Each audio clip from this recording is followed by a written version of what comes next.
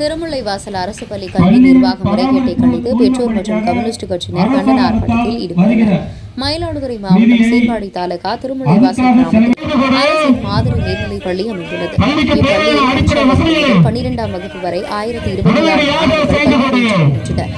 இப்பள்ளியில் பயிலும் மாணவர்களுக்கு கழிவறை உள்ளிட்ட அடிப்படை வசதிகள் செய்து தரப்பட்டுள்ளது. மேலும் இப்பள்ளியின் தரமும் மேம்படுத்தப்படவில்லை. இதுகுறித்து பலமுறை அப்பகுதி மக்கள் கோரிக்கை விடுத்தும் நடவடிக்கை எடுக்கப்படாத நிலையில் இப்பள்ளியில் பயிலும் மாணவர்களின் பெற்றோர் மற்றும் மார்க்சிஸ்ட் கம்யூனிஸ்ட் கட்சியினர் கண்டன ஆர்ப்பாட்டத்தில் ஈடுபட்டனர்.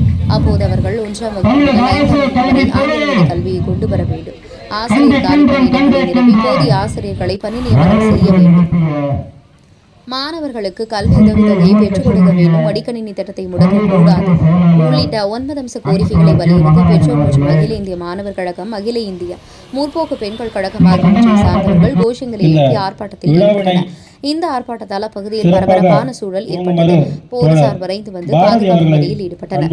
உங்கள் பகுதியில் உடனுக்குடன் முக்கிய செய்திகள் உங்கள் விரல் நுனியில் காண எங்கள் தவசி நியூஸ் 24 சேனலை காண தவறாது. உங்கள் சீர்காழி செய்தியாளர் சாமி பத்மநாபன். உங்கள் தவசி இல்ல 5 லட்சம் கிட்டத்தட்ட திடக்குள்ளே உள்ளது பழைய நிதி. அந்த மாணவர்கள் யார் என்று விசாரித்து அவர்களுக்கு ஆலோசனை செய்து போதுமாக இல்லை என்றால் அதற்கு போராடுவோம்.